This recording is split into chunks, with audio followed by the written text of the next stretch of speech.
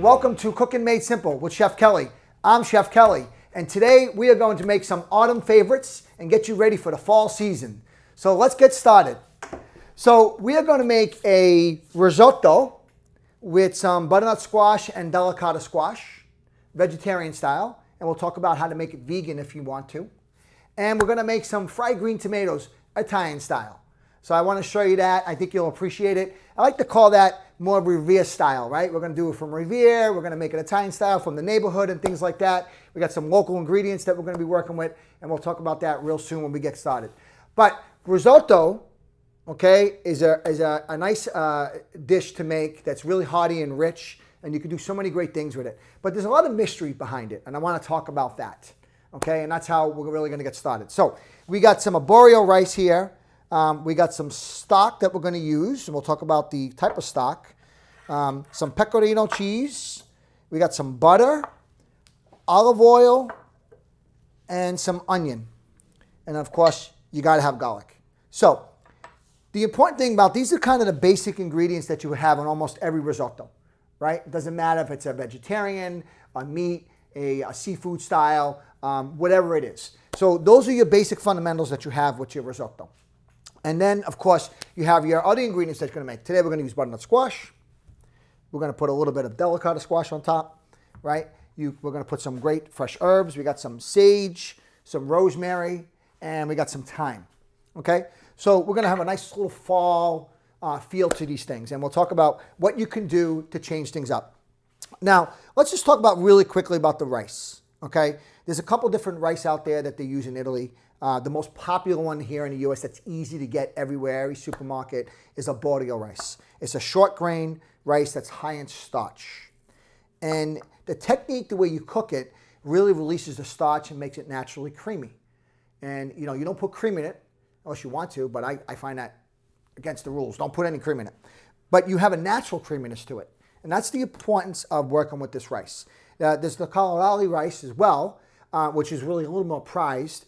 It's harder to find, but this works just as well. So anyway, this rice we're going to get started. But before we get going with that stuff, because we're going to add these vegetables to it, I want to roast these, okay? And it's important to note that you can do a couple different ways. You can just saute them in a pan, or you can roast them in the oven. You have your options of which way you want to do it, how intricate you want it to be, how complicated you want it to be. So let me just move these guys to the side, okay? And we'll just get started on cutting these. So the thing about the delicata squash, which is really nice, we're going to use this more as a topping, right? Kind of a garnish. And then the butternut squash, nice and sweet, naturally sweet with a nice creaminess, natural creaminess to it. So the thing about this, you wash them, right? The delicata squash, the skins are edible.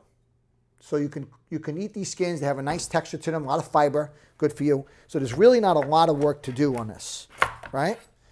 We have a little bit of seeds right here. See the seeds?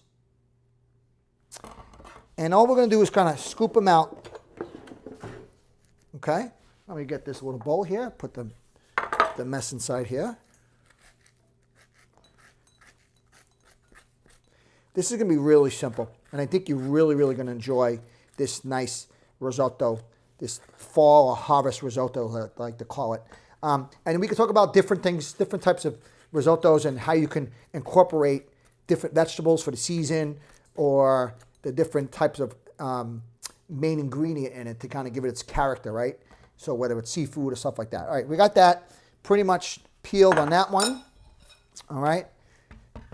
So it's pretty heavy. If you can buy them diced already, great. You get a better quality when you buy it whole. That's important to note. So let's talk about that for a second before we move on. If you were using carrots or celery or butternut squash that's already cut, they're great. But what you need to know is that they're a byproduct sometimes. So, you know, they take a product that maybe is a little bit broken down here. You can't sell it. So they cut it off, they throw the stuff away, and then they cut the rest of this and they sell it to you as a processed item. You pay more money for it, but there's a convenience to it. But if you want really high quality, cut it all your own, okay? A lot of high-end restaurants, that's what they do. All right, beautiful color in that one. I'm not gonna pull this one out, cut this one up because there's seeds in here. We'll just leave this guy alone, okay? Looks kind of fun. You could put things out of it and make it really stand up, right? So we cut it down. It's nice and flat. So now we want to make sure we are not going to get hurt by letting it roll on us. You peel it. You can use a peeler. I'm sorry, I'm a chef. I don't have any patience. So I'm just going to cut it with the knife. All right, you got to lose a little bit, but it's okay. Not too much.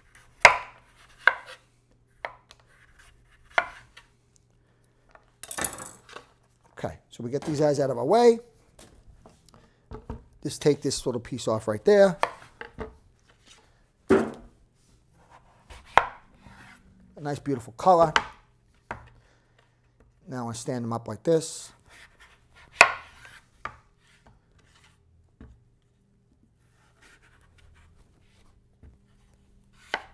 So you can do a couple things with this. You can bake them in the oven. I like to say roast them in the oven to get a deeper flavor. I like that because you can roast them a little drier as opposed to putting them in the pan, and you get a little light caramelization to them.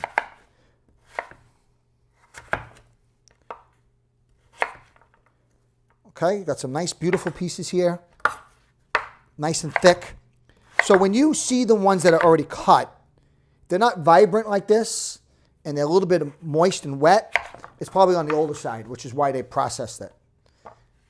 It's not bad for you, but just to know the difference of the quality. All right, so we have these nice butternut squash here. Now, a lot of people like to cook these with a little bit of brown sugar or honey. That's great, but it gets a little bit overdone in terms of the flavor profile. So I don't like to normally put too much on them because they have a great flavor they are. To me, I use this in a soup a lot, and they're so naturally sweet. It really enhances the whole soup. All right, so now Delicata squash. The name tells you right what it is, how delicate it is, right? Very soft, soft skin, right? Take this little piece off here. You got the little core on the top. Throw those guys out.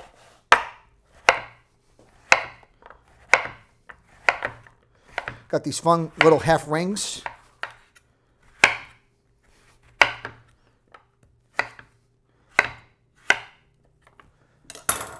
Okay, so we got two types of squash right here. All right, so we got a little sheet pan. All right, this is how simple this is going to be. We're going to put this guy here. We're not even going to toss him in a bowl. We're going to toss him right on top of this with our hands. By the way, these are your best tools. So I know you need a knife. These are your best tools. Get your hands in there. Get the kids to help. If you get them all kind of making food and tossing things, okay, it just feels so natural. They love it, and they want to be a part of this. And this is a great experience together. So we don't need to do too much to this, right? We're going to take a little bit of some fresh thyme. We're going to sprinkle on top. Got the thyme from the garden right over here. Took them from my house. So the thyme, rosemary, and sage, they love this weather. This is perfect for them, right? So we got some nice local thyme, local down the street, half a mile from the studio here, so I'm really close. Right, we're going to save this sage. We'll come back in a little bit here. All right, so really simple. I got my great olive oil, my personal olive oil that I have. We're going to toss this right on here. Right? Some sea salt. Some pepper. Now, you don't necessarily want to put any water or wine in it, which you could, a splash sometimes, which is nice because it lets it steam up a little bit. But I don't want to do that in this case because I want them to roast a little bit and get a little bit of caramelization, a little natural caramelization to it. We talked about caramelization before if you watched the show. It's the natural sugars inside the product you're working with that kind of just come out and get caramelized, hence caramelization. All right, so very simple. Right, now I'm just going to toss this like this. I don't have to overdo it. I got a little bit of light thyme in it. We're going to add more to it anyway, so this is enough to kind of permeate, kind of perfume inside this.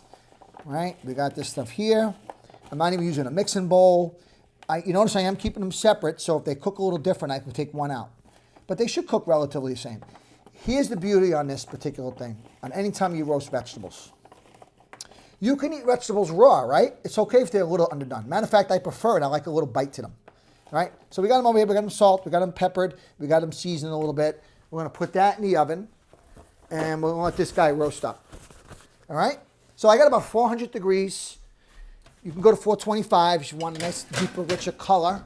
We'll get a little caramelization. Now, remember I said to you, you can do it that way, and you can also cook them on top. So you can saute them in the pan. And when you saute them in the pan, they'll let a little juice out. They'll lend itself to the dish, but they could be a little bit mushier. This I'm going to add in to the kind of last minute. We'll get back to that in a minute. All right, so now we got that roasting. I do want to work on the next thing, which is fried green tomatoes, Italian style, Riviera style, right? And these are local. These are from my in-laws, Tony Viviana, thank you. I picked these yesterday, nice and green. So green tomatoes, what happens at the end of the season, of your tomato growing season? Your plants die, and they don't really turn red anymore. They take a long time if they turn red at all. They may go bad before they actually turn red. You wouldn't want to do that early in the season because they're going to turn red. And you want to eat them when they're juicy and sweet and natural with the sun and warm comes out, perfect. But in this case here, we want to turn around and you got to help them along. Now, if you use a red tomato, they're going to be a little bit soft. So you want to be careful with that. So that's why the green tomato works out good. They're a little firmer. They hold up the cooking. You actually prefer to cook them a little bit. They hold up. All right, so what makes it Italian style? Well, we're going to bread them, typically like the way you do a cutlet or an eggplant, right? South, they may use buttermilk and some cornmeal, right? They may deep fry them or pan fry them. But we're going to do a version kind of like an Italian style. All right, so nice and green, a little bit on the thick side so they hold up to some cooking. So you got these nice 3 big pieces here. If they're a little red, okay. But one thing, if they're a little red, they look kind of fun, don't they? If they're a little red, they may be a little soft when you cook them, so you want to cook them quicker. This is all you're really doing when you cook these tomatoes, is just browning the breadcrumbs, essentially, right? Whatever coating that you're going to do. So we take these off over here.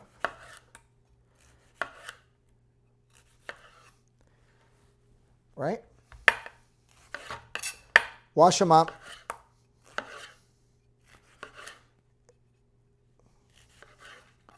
And these, we're going to bread them now. So simple breadcrumbs, right? Now, what we're going to do, and I want to talk about the breading mixture, because that's an important thing to note about breading, okay? So we got a couple of eggs over here.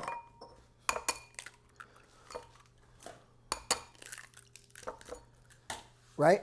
Simple. So far, so good, right? We got the butternut squash and delicata squash going in the oven. No problem, pretty easy to do. I'm going to put a splash of water inside the egg. Why? So they're easier to whip up a little bit, make them a little softer. They're too thick sometimes. So sometimes you may do that with milk, right? You put a little milk in it. This is a splash. You don't need a lot. Okay?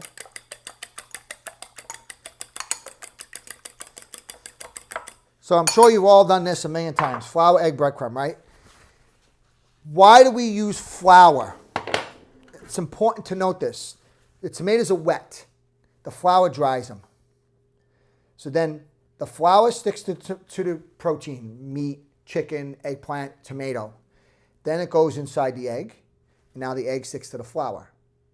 And then the breadcrumb sticks to the egg. See how it goes? So that's why flour is important. Sometimes when you're making your cutlets or whatever you're making, if the breading comes off, more often than not, you probably didn't have flour. Or your protein or whatever you're working with was too wet. So that happened. All right, before we do that, I want to season up this breadcrumb, right?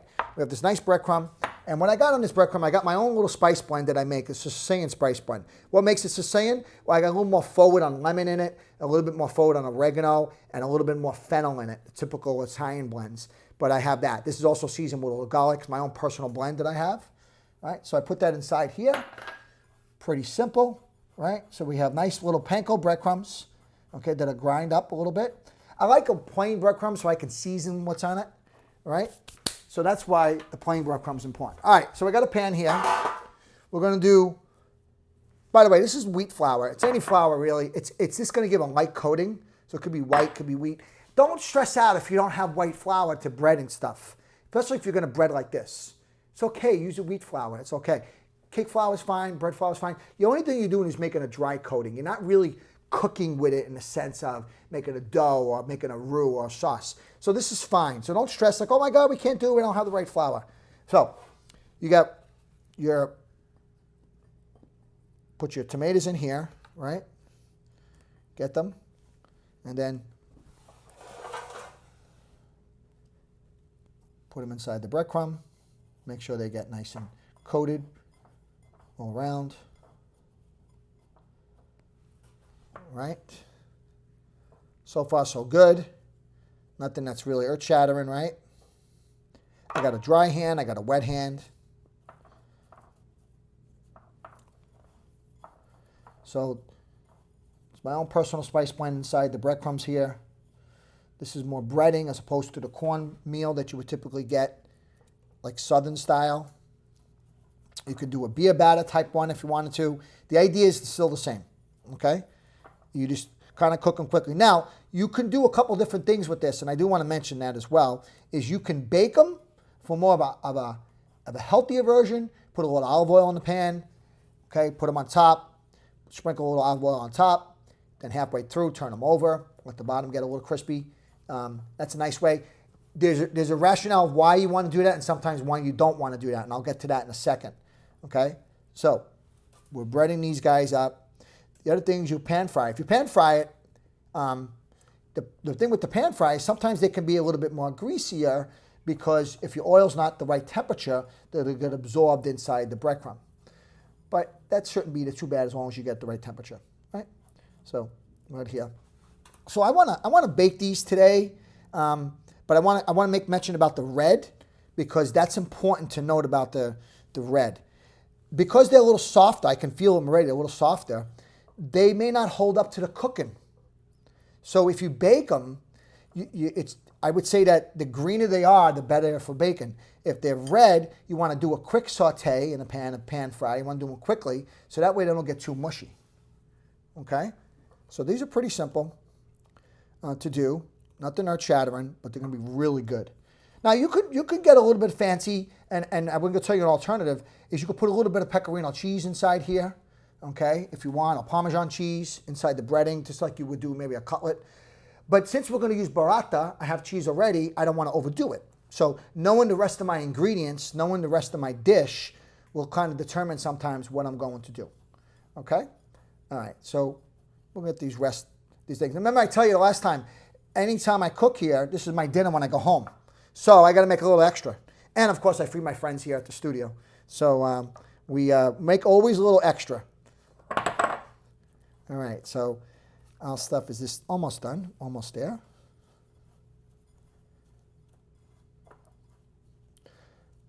So yeah, what do you do with the leftover tomatoes? You can pickle them if you like. If you have a lot of green tomatoes, you can pickle them with a cure. You can try and sun dry them and get them with a little garlic and oil and pack them in a jar. That's another thing you could do with green tomatoes at the end of the season. You can certainly fry them like this, but obviously if you have a lot, you're not going to make use of all of them. You can certainly pickle them. Pickled tomatoes are great. Okay, these hold up because they're firmer.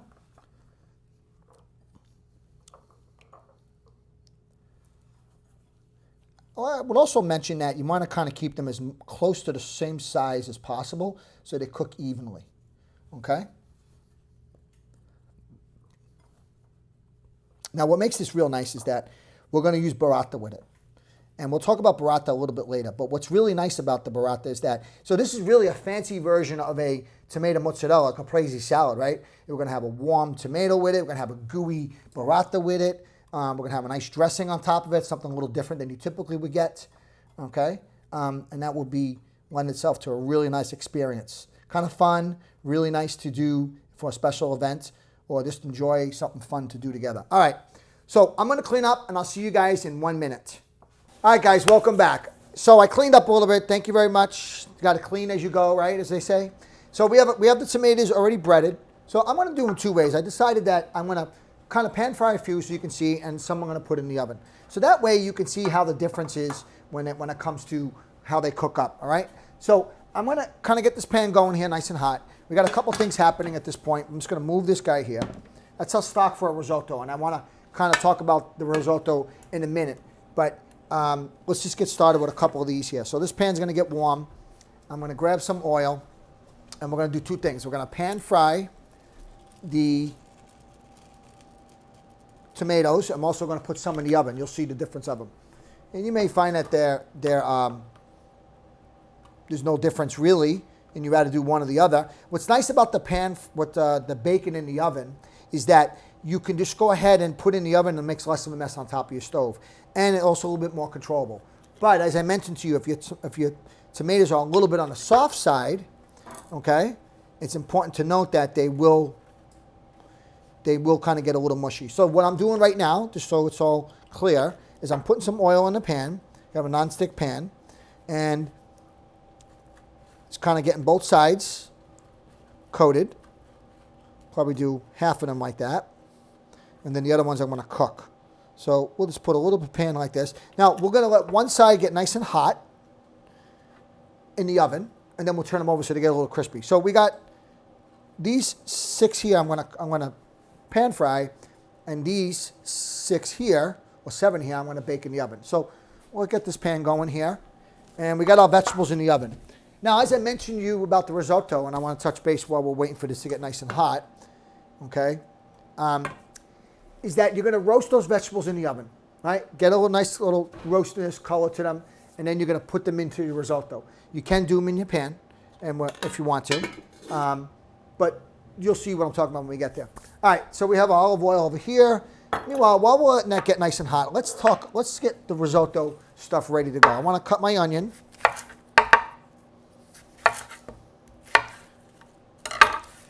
And I'm going to slice my garlic, right?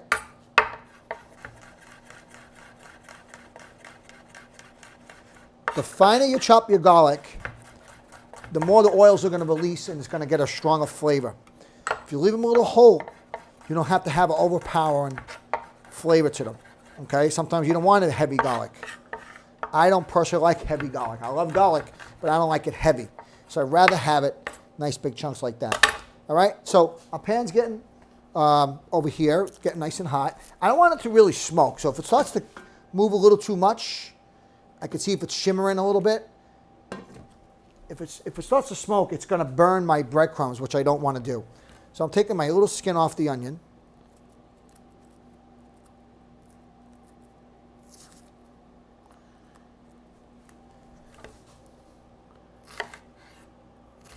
Notice it's flat. We'll talk about that, right? Talk about it so it doesn't roll on you.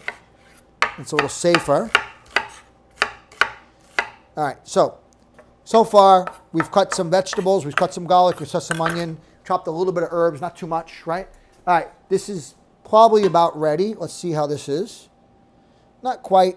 It's not shimmering. It's not quite getting there yet. Let's get it a little higher. It would help if I turned it up. Right? All right, so we talked about the rice, right? The Arborio rice, starch content. I put the stock in the pan here. We'll come back to that. I want to know where everything is going on. We have our butter. We'll come back to the herbs in a second. And the cheese is a little bit later, okay? Some salt and pepper, and we're good here. All right. Also, we're going to use some white wine. All right? I'm using a Sauvignon Blanc, a Pinot Grigio, Pinot Gris would work well, kind of Chardonnay. I wouldn't use a Riesling. It's probably a little too sweet. So a nice, decent cooking wine, something you can drink that's easy to drink. Keep them around. All right, so let's see. Not quite. I can smell the olive oil starting to come up. Okay. Remember, if you put them in too early, you're going to start to cook the tomatoes too much. This has got to be a quick cook.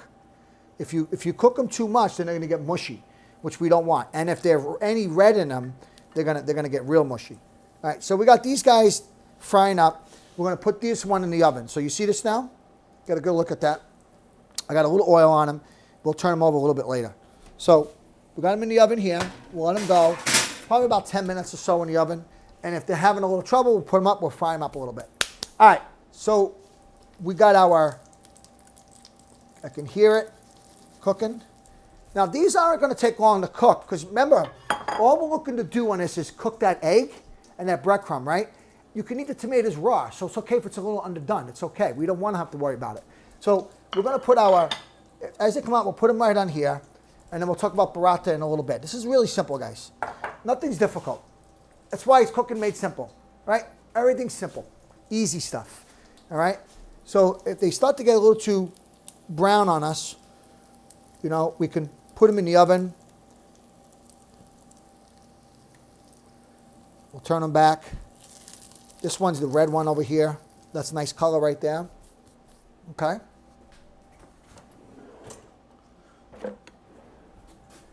And this one's just getting a little hot for me. How to get this here. All right. Brown them up a little bit. Take it down. You don't want to overcook them yet. I want to keep them firm. All right, so let's go risotto. You got to pay attention. This is good. Risotto waits for nobody. Remember that. That's really important. I cook this a lot of times on Christmas Eve. Instead of pasta with seafood, I'll do risotto with seafood, okay? As something different than you typically would get with the pasta. Everyone has to be at the table. You can't wait. Oh, okay, the risotto doesn't sit. Risotto waits for no one. When it's ready, it's ready. You have to wait for it. Okay? That's how I like to say it. All right, so our tomatoes are growing, frying up a little bit. All right, we got a nice little color right there. This one needs a little bit more brown. Got to turn them over. Okay? Notice how my breadcrumbs stayed on top. They're not falling off. It's because of the flour. The flour keeps it from coming off. Okay? So that's why it's important to do that. All right, this one went out of oil, so it's getting a little dry. We're going to put a little touch of oil on that one. And we'll turn them over. Now I'm using a nice extra virgin olive oil that I get from Italy. It's a brand that I created, and I kind of worked with a great purveyor, and that's what I'm working with right now. So we take that first tomato off.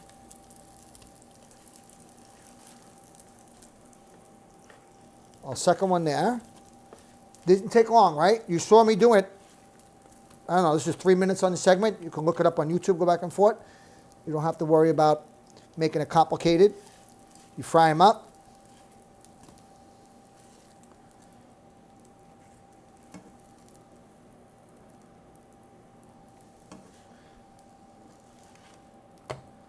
Okay, so these tomatoes are ready to go. We'll take this out of the way. All right, so we'll come back to this guy in a minute once we're ready to finish this one. So we'll just put them aside. These are so good, simple, really nice. I'm not going to forget about that one. All right, so now we're going to move our stock over here for our risotto. I'm going to check our stuff in the oven. Okay. Butternut squash and delicata squash are doing pretty good. They're almost ready. But now, so here's the thing. Risotto takes a little time, right? So what we're going to do is we're going to put this onion in the pan. I got the pan already warm from before, okay? I don't want it too hot because I don't want to caramelize. You can caramelize the onion if you like. In my case, I don't want to do that. We're going to add some olive oil. Now, olive oil, we don't want it to burn. But we want the onions to start to cook a little bit. Onions hold up better than the garlic. So I'm putting the onions in first. I'm going to put some butter, but if I put the butter in too early, it'll start to separate and burn. The oil will help the butter, the burning temperature kind of be raised a little bit. So you won't have to worry about it burning. So we're going to do a combination. But right now, let's get these onions kind of cooking a little bit. All right. I want to talk about measurements on the arborio rice. Typically 3 to 1, right? Most rice is 2 to 1. Arborio rice is 3 to 1 on most average. Maybe adjust them. We'll have to adjust it at some point. Then, of course, you put your wine in. That's going to add some liquid to it. Maybe you got to adjust a little bit more water. There's a reason why behind that. And I'll tell you why. The pan makes a difference. How high your temperature you cook it makes a difference. If you have a high temperature, it's going to evaporate quicker. So you lost some liquid. If you cook it on a slower temperature, okay, a lower temperature, it's going to be less, right? So it really depends on the temperature. If your pan is wide, it's going to evaporate a little quicker. So it's really a guide, the 3 to 1 ratio. Okay, so keep that in mind. Some logic behind it if you think about it. Okay, the higher the temperature, the quicker it boils out.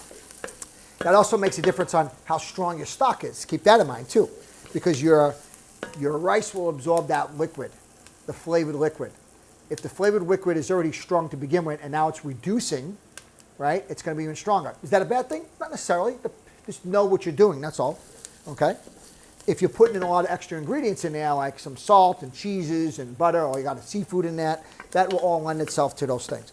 But I don't want to scare you, okay? So you got 3-to-1 on the most part. You'll adjust accordingly. And what I mean by that, when you're working risotto, you really can't walk away. So if you have to go to the bathroom, you got to go to the bathroom first before you start working on this, okay? So make sure you are going ahead and working and staying here. Now, that's a little scary. I know it sounds. You got to stay here all day and cook it. You don't really have to do it that way. But you're going to be coming back often. You can't just walk away for 20 minutes, right? You got to make sure. So we got our onions sweating a little bit. What does sweating mean? When sweating means I'm letting the stuff kind of come out now, right? I'm letting those flavors come through. That's what that is. All right. So we're going to turn this up a little bit. We're going to put some garlic in here. Okay. Got 3 or 4 cloves of garlic. We're going to go ahead and put some beautiful butter. I got this really nice artesian butter. We cut this out of Vermont Creamery. Beautiful butter, nice and rich and creamy naturally on its own. Okay, let this guy cook right there. Right, we'll come out. Now we're going to do butter in 2 stages. Keep that in mind, 2 stages. One to cook early and then one when we finish it. That's important to note. So don't use all your butter. So let's talk vegan stuff, right? If you folks are a vegan here, this is a vegetarian dish right now. But if you want to be vegan, your risotto's still going to come out phenomenal, fantastic. I do it all the time at the hotel. I make a vegan risotto, and people are like, oh my God, this is so good. Because the natural creaminess of the arborio rice, the high starch content, and the technique cooking it makes it nice and creamy as it is. A good stock, so you flavor in that rice. In this case, it's vegetable stock. That's what I have here, vegetable broth. Okay, and a good, perfect seasoning, salt, pepper, roasted vegetables, whatever you need to do with it. That's it. You don't have to make it complicated. Really simple. All right, so we got this sweating, sauteing up a little bit. All right, so here's what we're going to do. We're going to put some sage in here, okay, and some rosemary. Here's what I want to do with the rosemary and sage. We're going to do more of a rustic style, okay, the rosemary and thyme, excuse me. We're not going to chop that. We're going to kind of let it naturally fall inside here and fish them out later. I like that rustic look to it, right? But the sage, these leaves, we do want to kind of chop them up. Now, as I said to you earlier, oh, don't forget this butter. We need them. What I said to you earlier, these are from my garden. These are stuff we grew in the back on the little pots, okay? Sage really gets activated once you chop it up. Rub sage, as you might have heard it before, right? When you start to rub it and chop it up, it really activates those oils, okay? So we're going to put the thyme in there. We're going to put the sage in here. It's a little rustic. You want to take the thyme out or you want to do it without the stems, fine, no problem. We're going to fish them out later. You do things like this, like that, right? But they're usually nice and big. They'll fall off on their own, okay? You could do it this way. Okay, we'll fish them out later. Flavor is going to be really great on this one. Something to note on this one, I want a little salt in the beginning. The reason why is I want it to dissolve and I want the rice to absorb it. Okay? All right, I want to take a peek at my tomatoes inside here, see how they're doing. I think they're doing okay.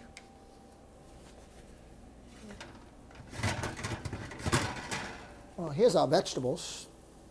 So you're getting a little roasted on top here. These are looking perfect. This is a little bit underdone, a little firm, but it's okay because I can put it in here. So I'm just going to let it go for a few more minutes on that one. Okay. And then here,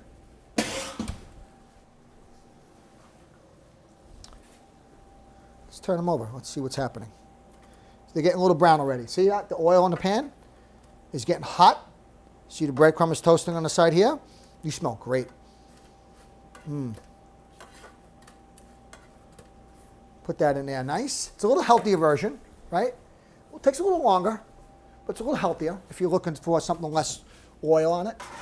All right, I got some great smells going on here. Oh my God, I'm just really loving the fact that we're in fall. It's a great time of the year. And you know what? September is a phenomenal time of the year because you're still getting the end of the summer and into the fall, so there's so many great stuff. To me, it's the best season for produce. Because of that reason. You still got the end of summer stuff still happening. The fall's coming through. You're starting to get that stuff. You're kind of bridging these things. So many different things you can do. All right. So right now I got our garlic and our onions sweating. Okay, we're going to turn this up a little bit. We got our rosemary, our thyme, and our sage all in here. Okay, a little bit longer. Let's get that garlic out. Now, we got a hot stock. Trust me, I measured it 3 to 1. I put a little splash of water, a little bit extra, but it's about 3 to 1 ratio with the rice. So you want to go hot stock. I don't want to do it too boiling too much, but I want it nice and hot. The reason why you want a hot stock with risotto is that the rice cooks a little more evenly and quicker because it's a short grain, right? So it cooks a little evenly. If you look at the rice inside, you'll see a little, I don't know if you can see it from here, but they're little white dots. You want to make sure they cook evenly, okay? You don't want to wash this rice because you, like some sushi rice, you wash it, but a risotto, arborio in particular, you don't want to wash it because you want that starch content because that's what you want, that creaminess to it, right? Now, I mentioned to you earlier about putting cream in it.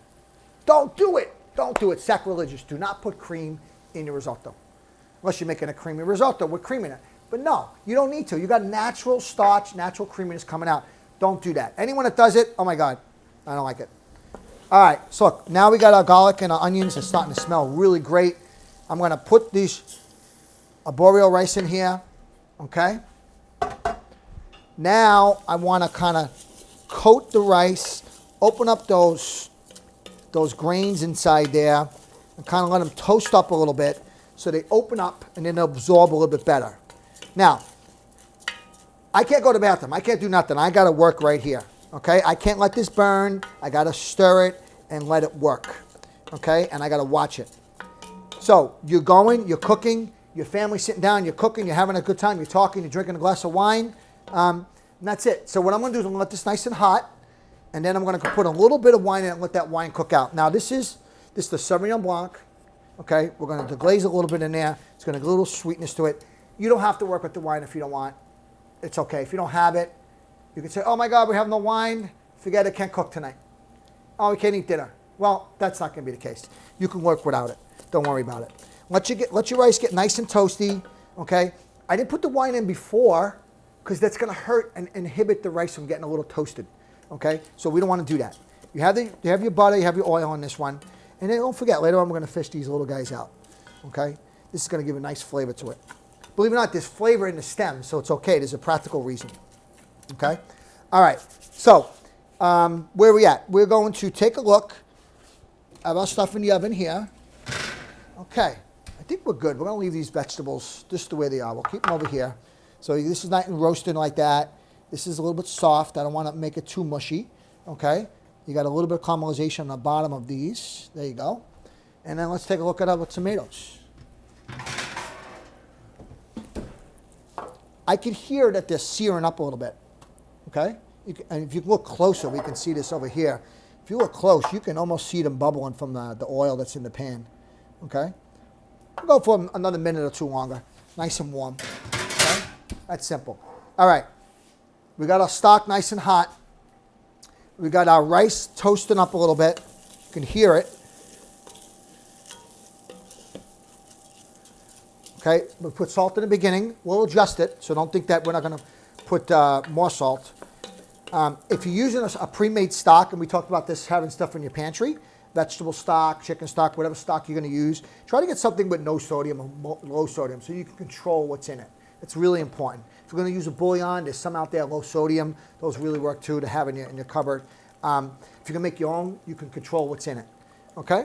So toast it up a little bit. It's got a nice coating. Okay? And now we're going to start to work. Hear that? Oh, I forgot my wine. Excuse me. A little bit of wine, not too much. It's okay. It's not going to hurt it. We're going to let it cook out. Okay? We put some wine in it. Probably about a quarter of a cup. We'll put a little splash more. Okay? That's it. Let that cook out. You can smell the alcohol right in it.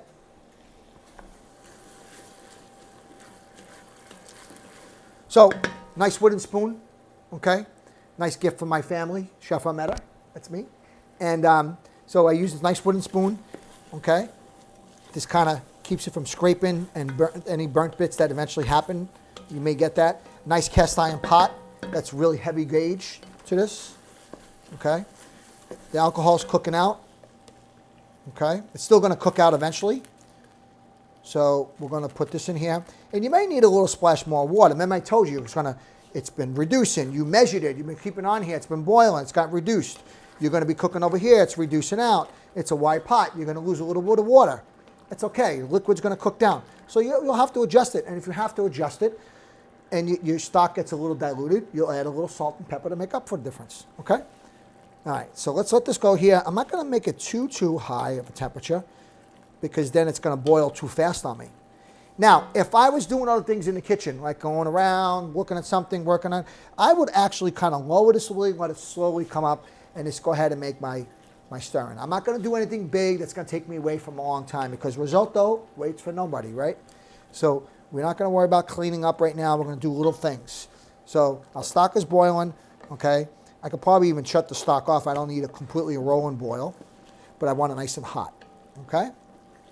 So now we got the butternut squash, we got the delicata squash, okay? We're going to, a little bit later on, when about 3/4, almost completely done, we'll put this in here, let the flavor come out. Now, if we were making a seafood risotto or a lemon pea risotto as in the spring, okay? You would put lemon juice inside your stock and you'll put peas last second. If you're doing a seafood risotto, you may have your risotto 3/4 of the way cooked. You saute your seafood, you put it on top. In a case like that, I may put a little tomato paste or chopped tomato, kind of have that seafood place like a fruta di mare or a fruta diavolo or something like that, right? You could do things like that. So many things you can do. A spinach risotto. Now, you may hear the term sometimes saying a fava risotto or a lentil risotto. They're not really going to make risotto because you need that starch content. But what those things do, they're cooking it in a risotto style. And that's what you may get from that type of thing. A quinoa risotto, maybe, for an example. And I've done these things in the hotel. It's a little play on it. But the technique is there, right? So we're cooking this over here. It's cooking nice. It's absorbing. It doesn't have to be fully absorbed before you put your next batch in. Okay? All right. I think our tomatoes are done. So now that I can lower this up a little bit, frees me up to do a couple of things. Now these are great. Perfect. So I want to show these differences, and you can see how by pan searing them, they have a little bit more imperfections, if you will, right? These are the ones that maybe the oil was hot, a little inconsistencies in terms of the temperature. These here a little bit more consistent, right? But you may have a little bit of spot like that that's a little dry because the oil doesn't come up to the sides. But you get the idea, generally speaking, right? All right, so there's our nice tomatoes, our fried green tomatoes, or in this case, baked, Revere style, right? All right, so we'll take this guy, put him aside. I'm not letting this go to waste. This is my dinner, so I'm going to come back to that one a little bit later. And I want to dress this guy up a little bit later. We still got a few things to do on that one, okay? So we are actually in good shape because this is pretty easy stuff. I'm actually done with the oven. So I want to cancel this. So I want to talk a little bit about varieties. We talked about it before, right? I mentioned it just a few minutes ago. Seafood risotto, chicken risotto, lemon pea risotto, other types of vegetables, squashes and things like that, right? A fall or summertime squash stuff, right? Just all kinds of beautiful things. Squid ink risotto if you want, or beet risotto. All these great little flavors you can do. The technique's the same. The technique's the same, so don't be intimidated by it, okay? And it just sits here, and you eat it. What's nice about this one, it's gluten-free, okay? So you want that richness. Usually it's on the pasta side of an Italian restaurant menu, right? It's really not a pasta, per se, because pasta refers to paste, which is the dough, right? And that's what's on that side of the menu. And they put it in that area. Most places do that. But the risotto, okay, the style of it naturally is high in starch, but starch doesn't equate to gluten. People always think it does. So there's no starch in that. Gluten's usually found in flour, barley. If you did a barley risotto, like I mentioned earlier, like farro too, for that matter, they're starchy. And they have gluten in it. So you can't use that. But they work in very similar, a little more chewier, so they have a different texture. But that wouldn't be gluten-free. But this is a true gluten-free And right now it's at a vegan stage. I haven't done any, I'm sorry, excuse me, I did put butter, my apologies. So it's a vegetarian stage. But if we didn't have butter, it'd be vegan right now. And you can taste it the way you want. Now, talk about tasting it, okay? We're gonna taste things in stages. And I'm not looking to taste to see if the rice is done. I wanna taste it now and just to see if the stock needs a little more flavor, you know, if it's missing salt to it. That's great already, oh my God. I'm such a good cook. Sorry to say that, I had to say it. But my daughter says once in a while when something's really good, you know, maybe you should be a chef. I'm like, yeah, maybe I should be. Okay, great flavor. A little pepper right now. Rice is definitely not done, so that's for sure. But the flavor's good. Okay, we have some really nice richness to it. The butter helps out a lot too. Now, the butter I used, I mentioned to you, was from Vermont Creamery. Really great. I use that same brand in the hotel, particularly for my weddings. European style, they churn it really slowly, so the air content is different. It's not high and light in air. It's richer, deeper, very fatty, really flavorful. If you get one with no salt on it, you can control what's in it, okay? Listen, you can have butter, this in moderation. You can have salt in moderation. But if anytime you can control where it is, then you know where the salt is, then you want to control it. You don't want the hidden salt, which is what really kind of hurts everybody. The stuff that's in processed meats and frozen items on stocks that you buy, they're loaded with it. So that's the stuff you got to be careful with. But if you can make your own, great. If you can't, just find the alternatives that have a low sodium content. Okay, that's important. All right, so our risotto is going good. So this is when the stage actually starts going fast. I'm stirring it, I'm working it, right? I'm letting it absorb the stock to it. I got it on a lower temperature so it absorbs it a little slower. The rice is still white in the middle, so I know it's not done just by looking at it. Okay, it's really still white. Okay. We actually may run out of stock, so I'm just going to get a little water just to have it as a backup. Like I said to you, it's an adjustment. You have to adjust it. I have a little water there if I need it. My stock is nice and rich already, right? It's good flavor. It's a bought one. I bought it. I didn't make it, but it had a good flavor already. I had a splash of water in already, but now as it's absorbing with the salt, it's a little strong. Okay. So when do we add these items? We add these items when it's close to being done. We want the little flavors to come out just a little bit. We don't have to overdo it, but we will finish it with cheese and butter, and we will put these in here before that so they can kind of the flavors come out and finish cooking anything on here. All right, so in the meantime, while that's cooking, I'll move this out of the way. Now he's cool enough for me to handle. Let's finish with our tomato. Okay, so we got burrata. Let's talk about burrata. What is burrata? Well, it really means butter in the middle of this guy. What is it? It's mozzarella cheese that's processed in a really thin layer. And then before they close it, okay, they have the signature close it to do, they fill it with curds, the little chopped pieces that are left over that they can't use, and cream. They mix it together, they put it inside, and they close it. And they pack it in a brine. Just a little water, really, not really in a brine. And you notice that it's really kind of like this. Now, when you cut into it, it's all gooey and things like that, which is nice. So rich and creamy. It's going to work really beautiful with these nice, warm tomatoes here. Now, I got two of them here. Okay, so it actually, what's nice about it is that it makes a nice natural sauce once you put the dressing on it. So I just recently did something like this for an event at the hotel, and I just put them on a plate like this, and then we put something around it, and we just kind of broke it with a little dressing on top, and then the juice that came out and made a natural sauce. And I served it with charred bread that was kind of really richly, almost burnt, right? Char. Kind of cut through that fattiness, that richness. It was so good. It looked great. It was tasted really great. So that's what I did with it recently. All right. Remember, I can't do too much because I got to watch this guy. He doesn't wait for anyone. So once I know that they're 3/4 of the way, I'll put our vegetables in it. All right. So we have our nice, beautiful tomato here. I want to take a couple of these on the side. We have just too much. But I wanted to show you the difference between baking and frying. Right? Just fix this guy up a little bit.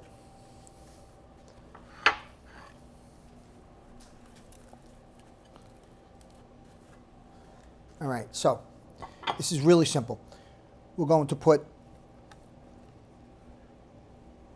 these tomatoes here. I just kind of mix them up, doesn't really matter. These tomatoes here. We're going to put a nice piece of burrata in the middle here. Okay, and with the warm tomatoes in it, they're nice and warm. Start to warm it up. Burrata is actually best to eat at room temperature. So is mozzarella for that matter. All right, so this is going quickly. Just want to taste it one more time and see how the rice is doing now. This is where I'm tasting the rice.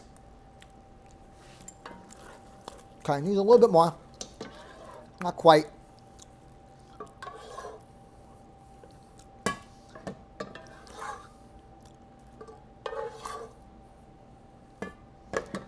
Okay.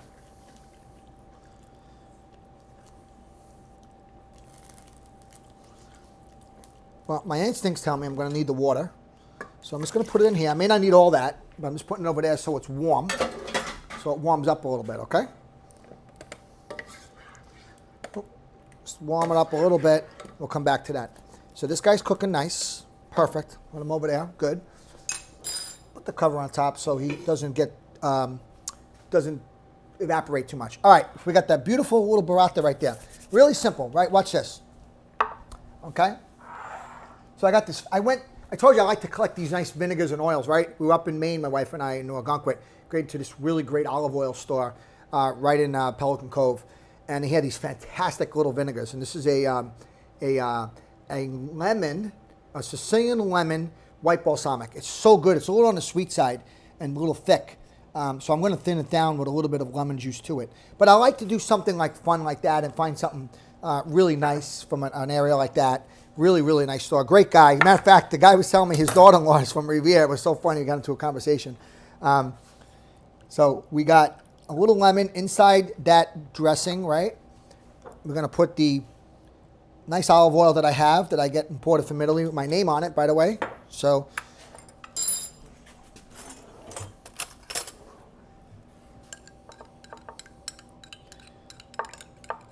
we have this little bit of dressing that I'm doing. Pinch of the salt. Got this lemon in there. So good. So we just put this on top.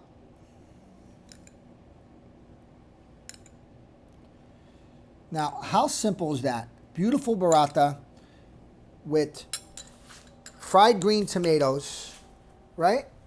Really simple. Didn't have to do too much to it. Put a little bit of sage on top that way. And there you go. There's your first one. Perfect. All right, now I can't talk too much because I got to make sure I'm cooking this. Yes, I've done that. I talk a lot and I burn things because I've talked too much. Yes, I've done that in my career, more than once for sure. But yes, keep that in mind. So be careful with that. All right, so look, let's try this one here. Almost there. Almost there. I think we're in good shape to add our vegetables now. It's still a tad crunchy, but I want to get my vegetables to get flavored inside here. And if they're a little underdone from being in the oven, they'll cook a little bit more here. So I will put the remaining of this stock in here because I know I'm going to need it all. This water. And it's not going to hurt the flavor. Okay?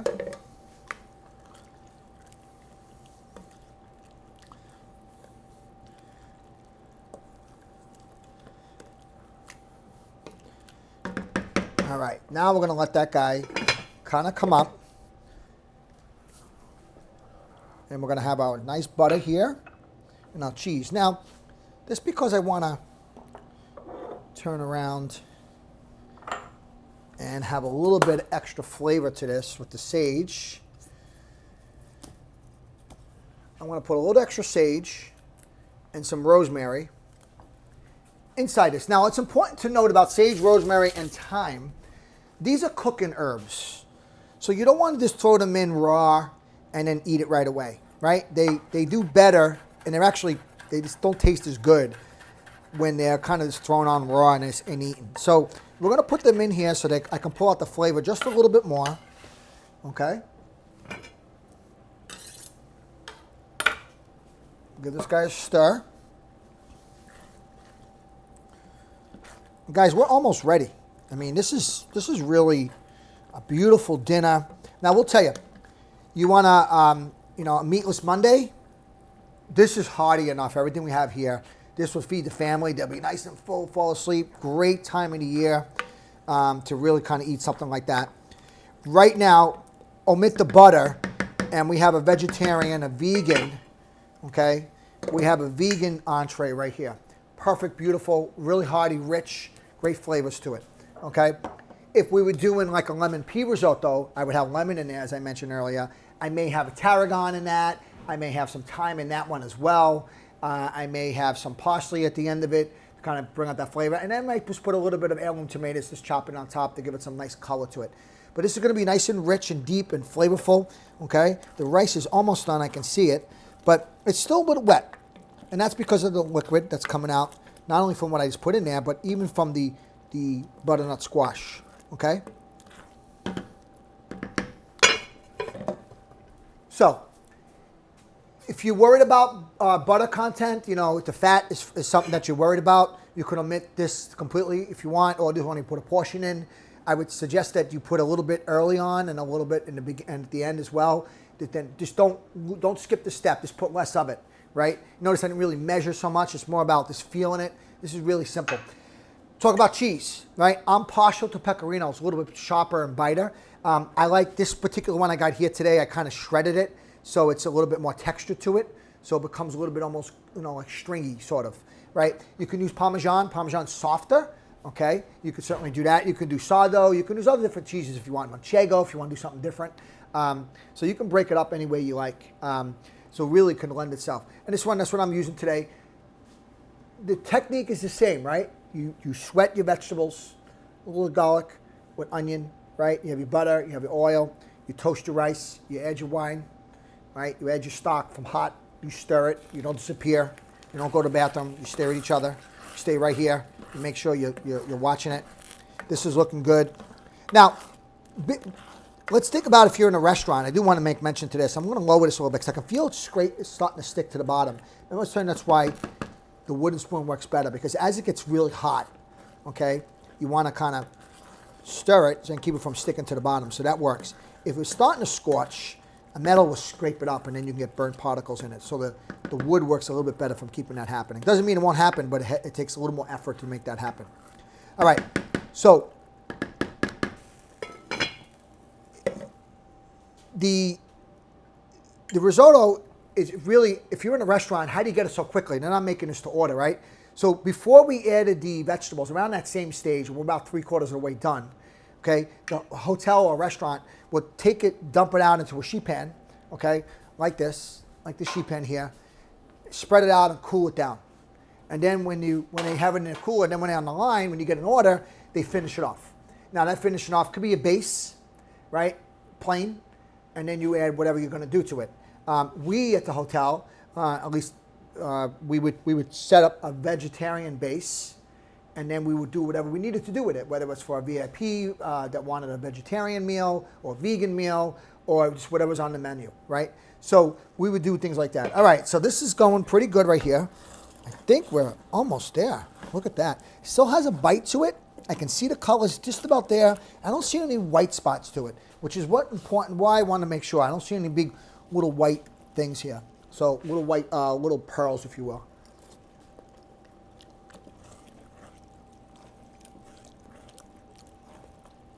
Yeah. Just a tad more. It's the last of this water right here that I'm going to put in.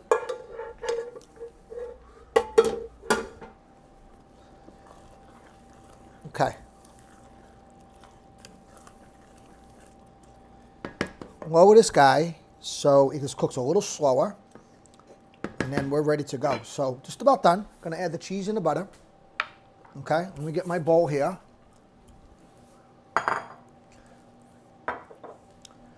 Now I like to put a little, I always like to dress a little olive oil on top. Gets that little richness, that little bite to it that I like. A little black pepper, okay? And that's what we're gonna put on top of this one. This is just about ready. Look at that, perfect. All right, we're good, we're good. So you see that little creaminess it has there? That's the starch from the rice. So before we actually do that, let's see, we'll pull out some of these pieces here. All right, if you find them, fish them out. Okay. Most of them kind of disintegrated. Got a little stem right there. It's a little rustic style. Don't have to make it complicated. You certainly can take it out if you like from the beginning or chop it. Okay. All right, here we go.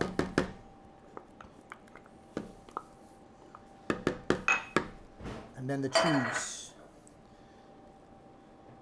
Control as much cheese as you want. So, everyone's at the table now. Ready? Risotto waits for nobody.